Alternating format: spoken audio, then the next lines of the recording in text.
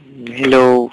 Hmm, Gusto ko lang po sanang bigyan ng payo yung isa kong kaibigan at sa mga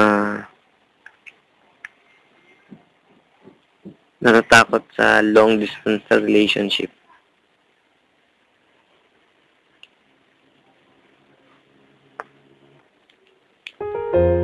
Long distance relationship.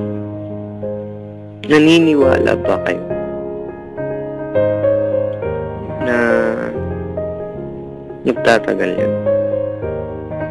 Yung tipong dagat ang inyong pagitan, langit na lang ang kapwa niyo tinitignan, kung saan oras, araw at taon ang lilipas na hindi kayo magkasama. Ang araw sisikat at lulubog na hindi nyo kapiling ang isa't isa. Minsan, sa long distance relationship, internet ang inyong tulay sa milya-milya nyong pagitan. At ang mga kuhang litrato ang siyang magsisilbing kwento sa bawat pangyayari sa buhay nyo na magsasabi sa puso nyo na sana nandito ka, sana kasama kita. Ang mundo ay sadyang nilikha ng balanse. Lahat ay may kakambal. Ang saya, tulad na lang ang saya ay may kakambal na lungkot. Ang ginhawa ay may kakambal na hirap. Ang panalo ay may kakambal na pagkatalo. Ang puso natin may kakambal rin.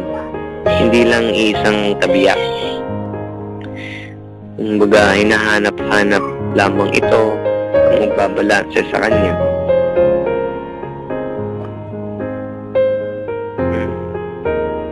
Paano na lang kung yung hinahanap-hanap mo ay nasa malayo? Hindi ka ba susugal? Hindi ka ba sadyang maghintay? Hindi ka ba handang umasa? O hindi ka ba handang masaktan?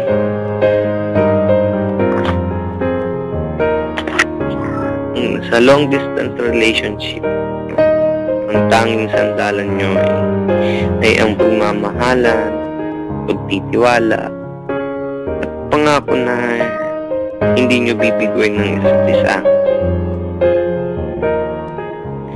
Minsan kasi takot tayong sumugal takot tayong umasa, at takot tayong masaktan. Pero kung para naman sa taong mahal natin, hindi ba karapat dapat na itaya ang buong mong pagtitiwala? At higit na lahat, hindi ba tama na humawak ka muna sa pangako na magsisilbing gamot sa takot, lungkot, at sa sakit na inyong nadarama? Sa ngayon, sakit, lungkot at hirap ang inyong madarama. Pero darating ang araw na mababaliktad lahat ng iyon, kung saan ang kamay niyong dalawa ay maglalapat at ang iyong puso ay muling titibok kasabay ng kakambal nito. Sa long distance relationship, bilang lang ang ganitong relasyon na nagtatagal. Pero bakit di mo subukan? Tanggalin mo yung takot sa loob mo na baka lokohin ka lang, baka pinapaasa ka lang. Tanggalin mo yun. Huwag mong isipin yung ganung bagay. Basta ang isipin mo, mahal ka niya at mahal mo siya. Maski na hindi kayo nagkikita, hindi kayo nagkakasama, basta huwag natin tanggalin yung communication sa isa't isa. Sabihin man natin mahirap ang long distance, pero kung para talaga sa taong mahal natin, kailangan natin sumugal. Kailangan natin magtiis. Kasi yung pagtitiis na yan at pagsusugal natin,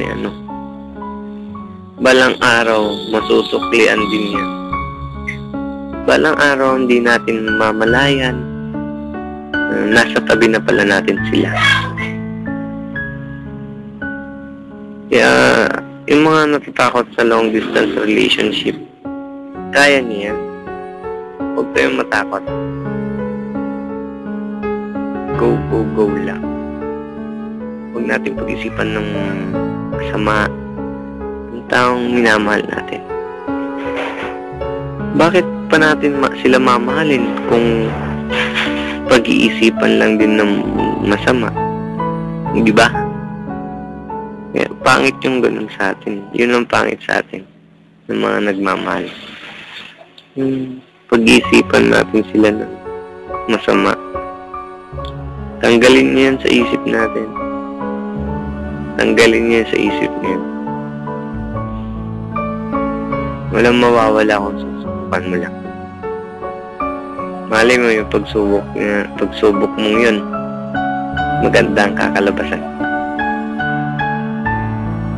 Yun lang po.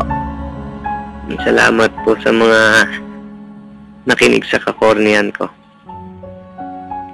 Sana po nabigyan ko kayo ng konting advice.